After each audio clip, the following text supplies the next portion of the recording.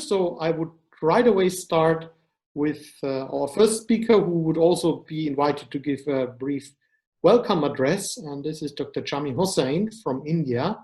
I think many of you will know him. He is one of those really pioneers of wind energy, not only in India, but also worldwide, having more than 30 years of experience and having worked for industry, manufacturers, consultancy companies, for associations, also teaching at university. And Jami, you are not only Vice President of WWEA, but you are also our technical chair, and you were the lead author of a study that we published a couple of years ago about, well, actually two studies, one about the wind potential, analyzing what is the global wind potential, and the second one was already related to our topic here today, about kind of a scenario for 2050. What could the share of wind power be in the long term? Jami, I would be happy to hand over to you, and please welcome also the participants and then start with your presentation. Yeah, good morning and good afternoon, everyone. All the participants from across the world who have joined here. I can see some very experienced and senior people in the audience. So my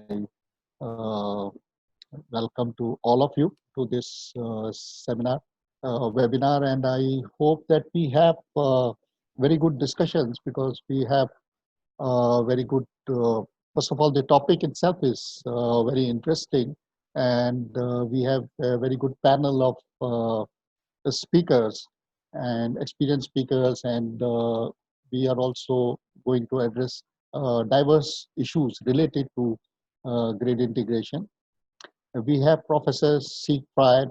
He is going to talk about many technical aspects related to grid integration. So we have been hearing about grid integration for a long time, and what does it technically involve, and what are the aspects that he will be discussing. Mr. V.K. Agarwal is a very senior person from India. He has been operating the what we call the National Load Dispatch Center, and responsible for ensuring that the power reaches where it has to for a very long time, and he has a lot of experience in managing power and electricity. So, and he has also been working with quite a few renewable energy companies, so he's got a lot of experience that he will share, and practical things about India as well as grid integration aspect. Mr. Zhang, he will be talking from China. He will talk about the microgrid, and this is another very important aspect of integration, that we don't only have the main national and regional grids, but we also have at a micro level the mini grids, the microgrids, and all this becomes a part of the whole thing that we are looking at.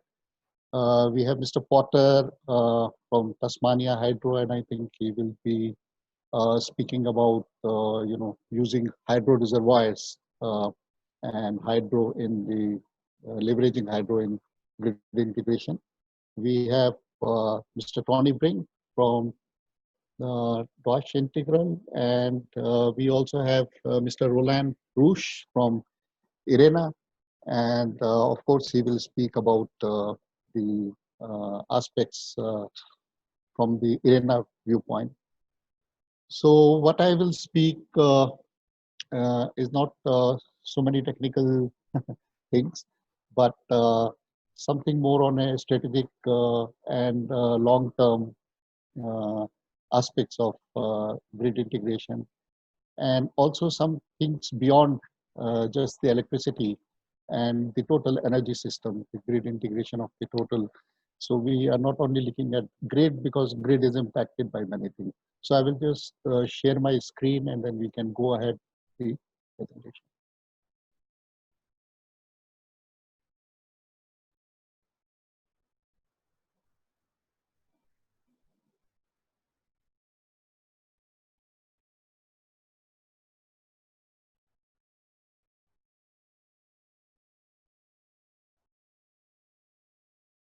So is my screen visible? Yes, it's visible. Very good, yes. So just let me adjust.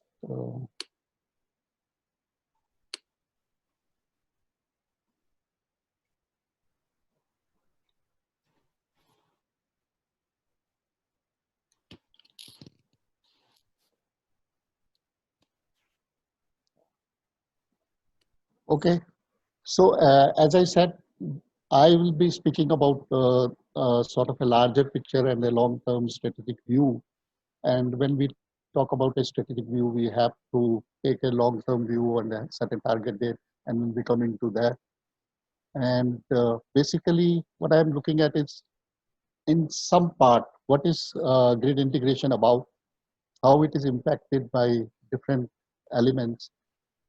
Some of the technical issues I will address, but most of these my fellow speakers will be speaking. And these technical issues are basically, how to absorb the variance of renewable energy in the system, how to schedule the power system, how to schedule the power plants, and how to include storage in the system in the long term. But I will be looking at something beyond that as well. So the contents here are, one is the strategic and long-term aspects of renewable energy, and what is the larger energy system that within which the grid is embedded and is impacted by many other things. Current and future energy mix, energy and climate change challenge. We will talk about our WWEA report that we have done already in 2050, and some solutions, and then recommendations. Well, some of you might think that this is perhaps a wrong slide. You see the human being, sort of a medical slide, and the veins and the arteries. The point I only want to make is that it's an energy delivery system.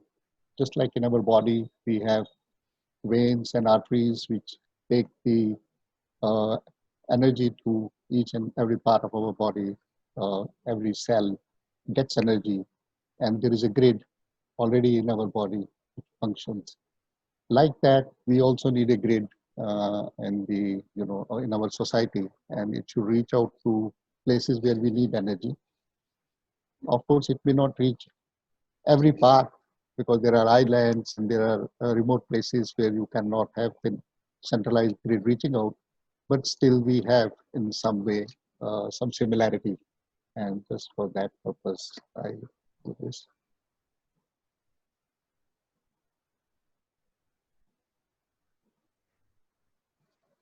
So when we are talking about just a minute. Yeah. What exactly is grid integration about? Grid integration, we are basically looking at a future in which there is enhanced utilization of renewable energy through integration with electricity supply systems. We use renewable energy in many ways. We use it in thermal, we can use biomass in cooking, but we also use in electricity generation, hydro, wind, solar, and all these aspects. How to integrate these, and this is all that grid integration is about, and it has to do with future, where we do reach and how we achieve more and more, maybe 100% renewable energy in future. It can happen at a micro level. You can have a small family collection, you can have a village, or you can have a township. So it's a very vast subject. It's very complex also, but we have to see how we can simplify the concepts here. It can be at a city level, or a district or provincial level, or a regional level, or a national or transnational level. And then it can also have non-electric systems which impact the grid, where, for example, heating and cooling loads. How you manage your heating loads, how your building is designed, would impact the grid. And suppose you have a solar water heating system on the top of your roof, and you are using it instead of a geyser, then again you are impacting the grid. because you're not using the grid electricity, but you are using solar energy to heat the water. And like that, heating and cooling loads at your domestic level, at your residential society level, or at your district level. For example, in many countries, there are district heating systems, which also interface with the electrical system. And that interface is all about grid integration and how to use more and more of renewable energy into the system. Then also there is transport, and if you have battery vehicles, then uh, they will be charging the batteries, and the charge will be load, and how that load is going to be spread out all over the day in different places. It is going to impact our electricity system in a big way. And so we are actually looking at a total energy system when we talk about grid integration and the future. In this presentation, we are typically looking at a date of something like 2050, where in WWEA we have done some analysis, and we came out with a report. We actually did a very detailed analysis of what will be the electricity requirements in 2050, and how within those electricity requirements we can have wind energy. And in 2015, I just want to point out that while there has always been much interest in wind energy, but compared to today, it was less. Today, there is more interest in wind energy, in renewable energy. And after the COVID, increasingly more and more people want to get into renewable energy and have a renewable energy system, so that we do not have prolonged crises like COVID, also from the climate change front. And so that aspect is there. And so in our WWEA study, we looked at different scenarios. One was a low scenario, a likely scenario, and a high scenario. I'll come to that. It is, it's all about energy. So we can have cooking load or transportation that can be met by electricity. And this has to be factored in when we look at the future. I'm not sure I have done that, but we do need a lot of research, a lot of analysis to see in what way we are moving forward. It might be a good idea to meet all our energy through electricity and supply it through the grid.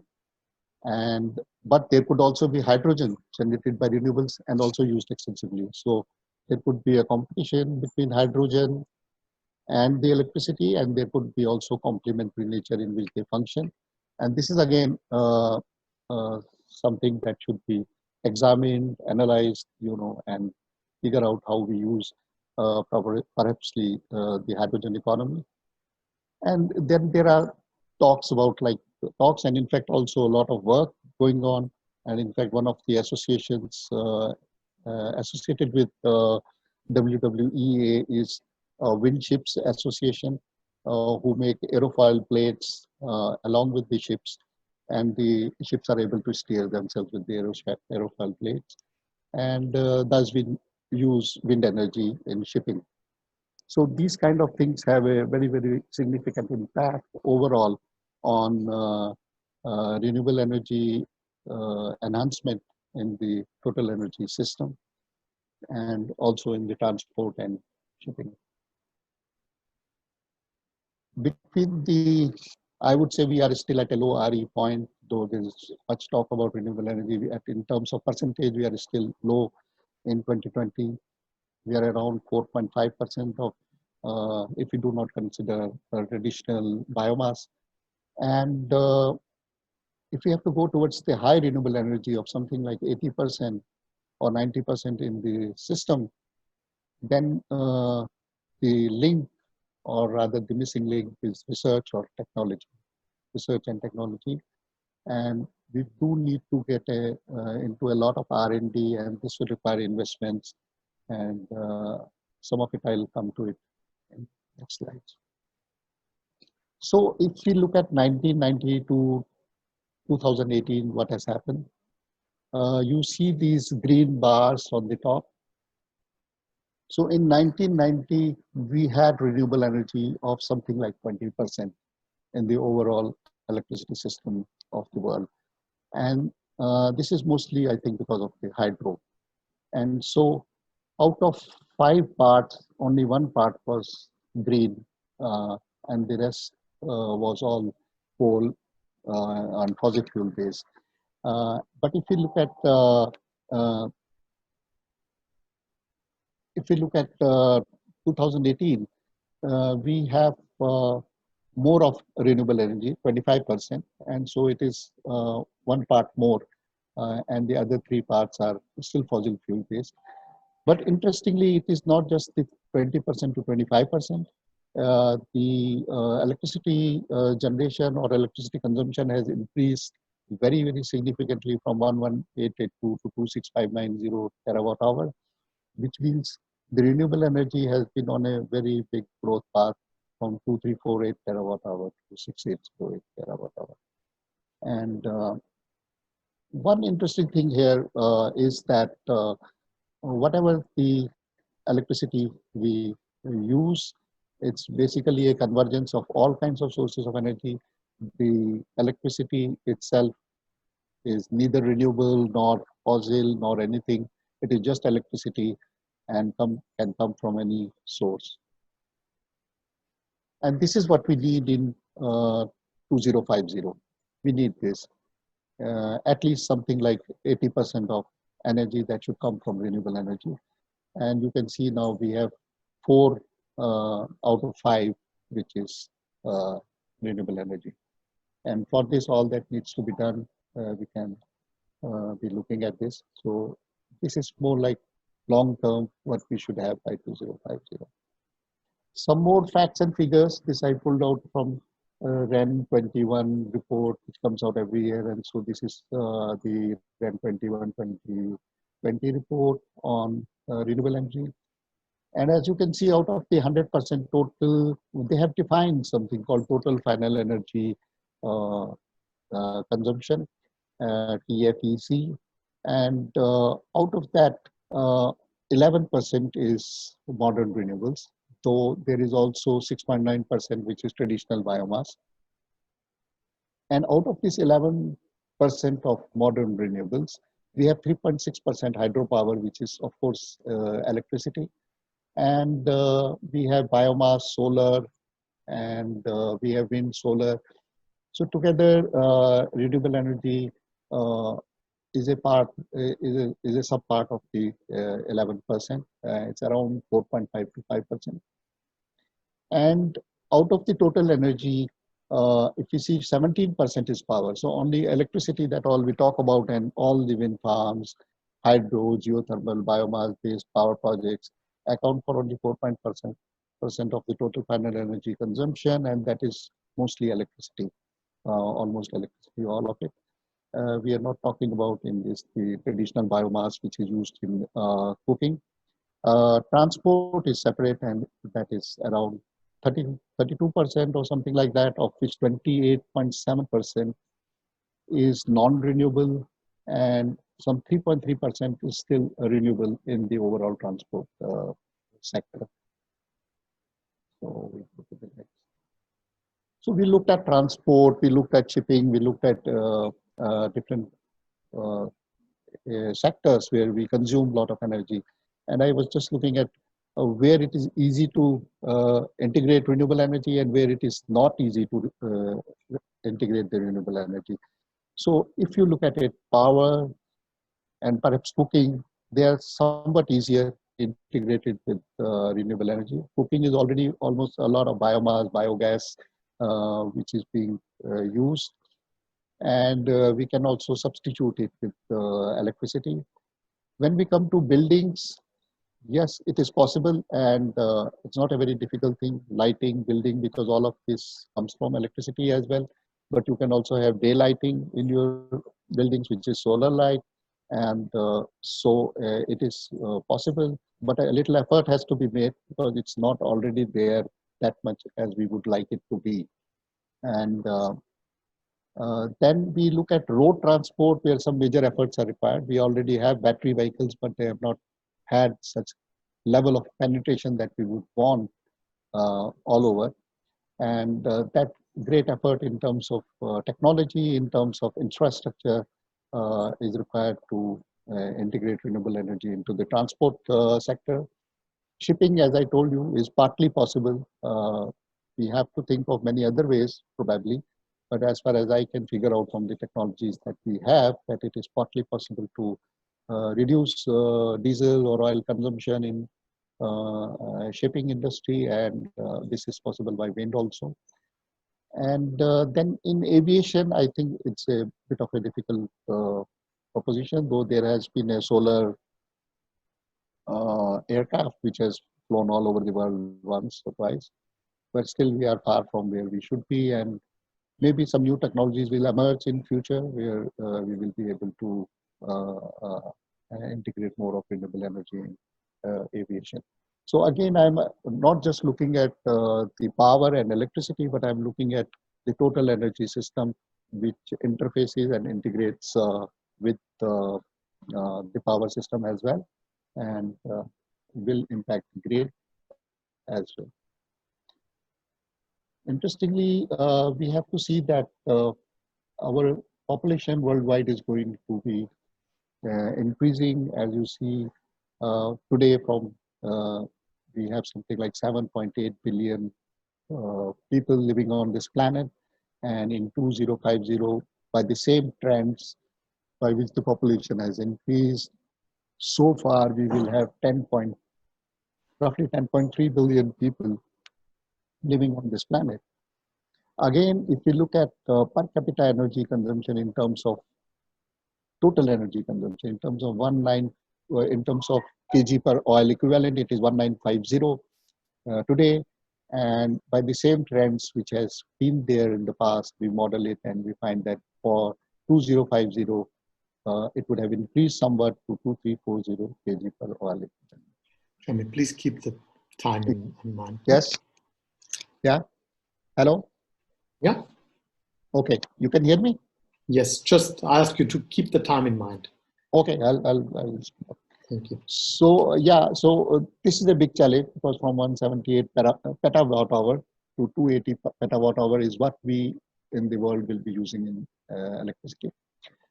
WWEA came out with a report in 2015, and we looked at different scenarios.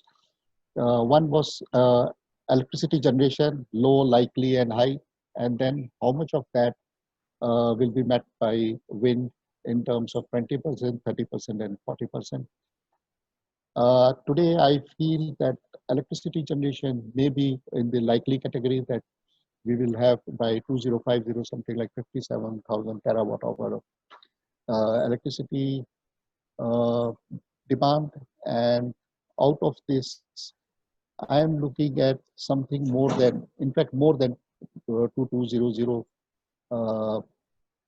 percent electricity in 2050, because now the scenario has somewhat changed, and there is greater interest in renewable energy, and a greater push and clamor for renewable energy. So this works out to something like 10 terawatt of wind. Today we have 650 gigawatt. So from that, at least more than 10 times that by 2050 for wind energy, and for others also. So we are looking at something like wind 10 terawatt, other renewable energy 10 terawatt. I just want to make one point here. That is the difference between solar and wind. While we do know that solar energy is very cost effective today, the issue here is that solar has to be put on land, very close to the land, and it will cover vast tracts of land if we use a lot of solar energy, which we should, but there will be an issue of land there. But in wind, because this is kept on a tower, and this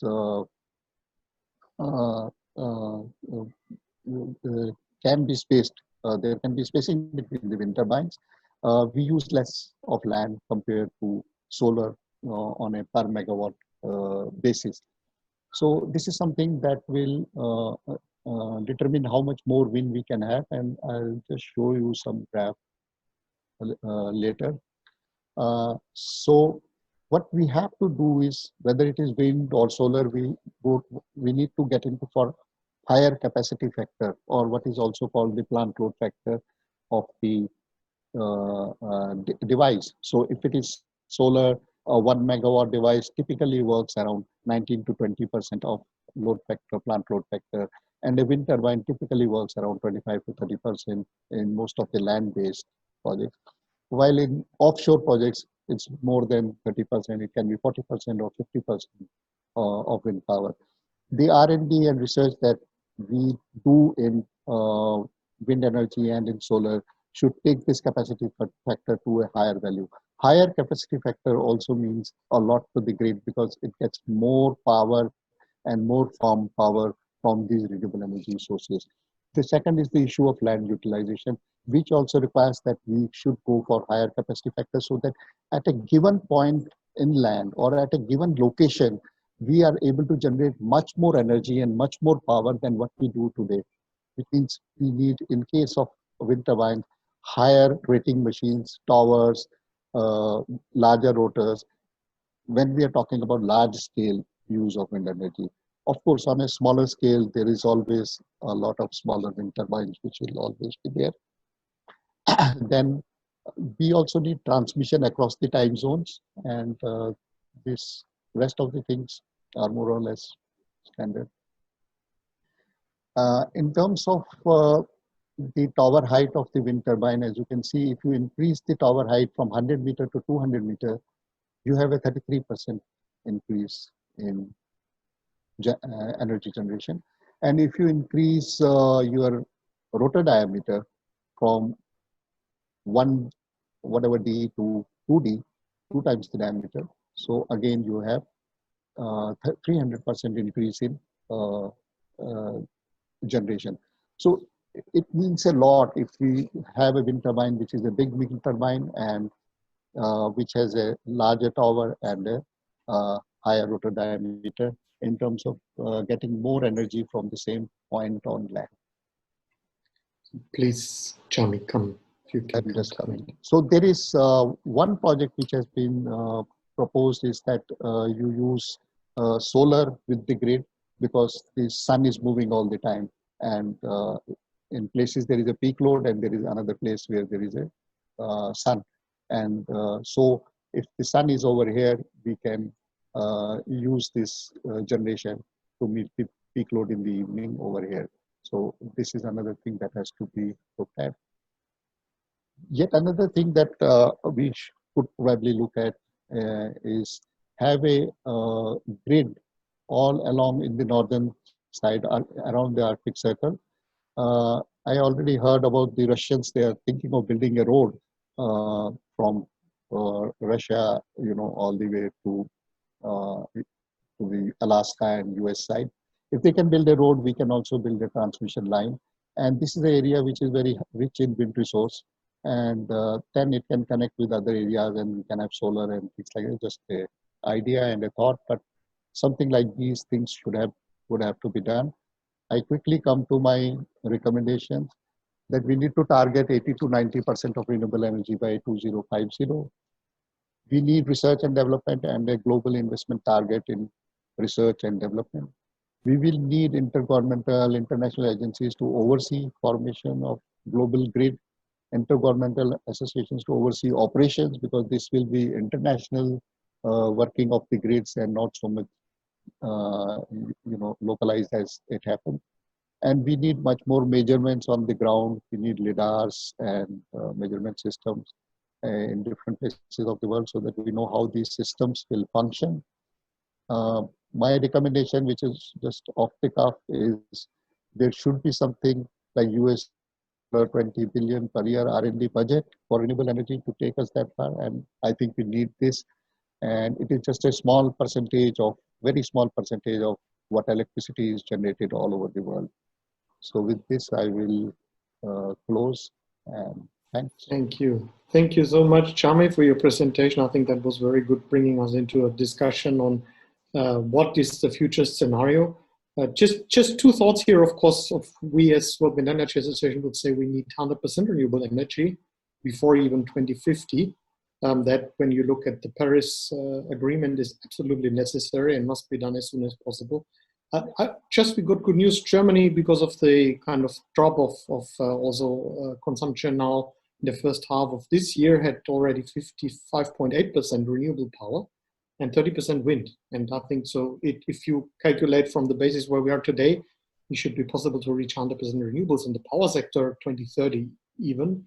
And other countries, if they just accelerate, they can certainly do that also in the years